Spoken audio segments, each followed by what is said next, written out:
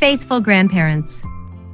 This is the story of how a family began to keep the Sabbath in South Africa without knowing about the Seventh-day Adventist Church. In the evening, after it was too dark to work in the maize field, the Reyneke family gathered around a large kitchen table for supper on their small farmhouse in central South Africa in the 1920s.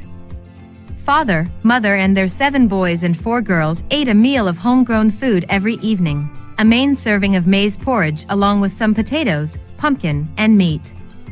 After the meal, the children cleared the dishes from the table, and Father opened his Dutch language Bible for family worship. The bigger children listened attentively from their wooden chairs around the table, while the smaller ones climbed onto their parents' laps. They knew that when Father finished reading the Bible, they would sing a hymn and Father would pray. On this particular evening, Father opened his Bible and read, "Remember the Sabbath day, to keep it holy.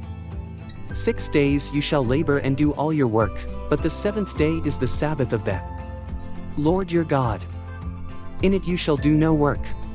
Father sometimes asked the children questions to help keep them awake, but this time he had a question of his own. "Listen," he said, puzzled.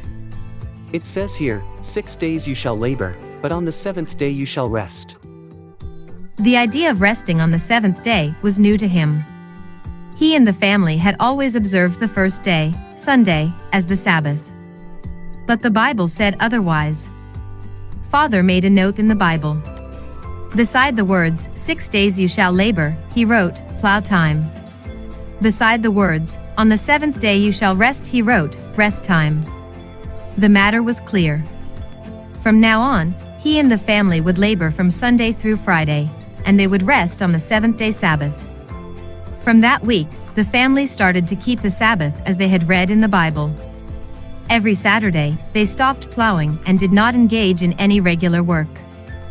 Families on the neighboring farms took notice, and soon 3 families also were keeping the 7th-day Sabbath. Time passed, and an Adventist literature evangelist stopped by the farm and sold Father a book titled, God's Covenant with Man. Through the book, Father and Mother learned about the Seventh-day Adventist Church for the first time. They understood that other people also worshipped on the 7th-day Sabbath.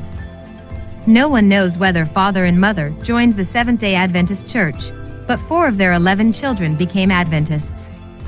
One of their grandchildren is Gideon, a pastor who helps run mission work in the Southern Africa Indian Ocean Division, the division that will receive the 13th Sabbath offering this quarter. Gideon, who is executive secretary of the division, is very happy that his grandfather and grandmother read the Bible and obeyed it 100 years ago. God also is happy when we read and obey the Bible.